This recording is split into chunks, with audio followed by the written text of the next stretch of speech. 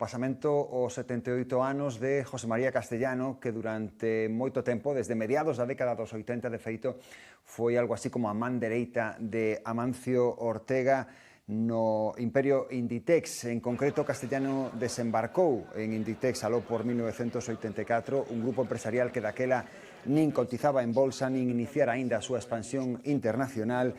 Chegou a ser vicepresidente e conselleiro delegado en 1997 e hoxe Inditex, como sabemos, é a compañía coa maior capitalización bursátil de todo o IBEX 35. Con todo, en 2005, despois de certas diferencias con Ortega, decidiu marchar de Inditex, iniciou unha nova andaina que levou por diversas empresas ata desembocar en Grinalia, de quen chegou a ser presidente non executivo. Tamén será lembrado pola súa labor docente como profesor universitario e polo seu carácter, din os que chegaron a coñecelo, que foi sempre sereno e moi analítico.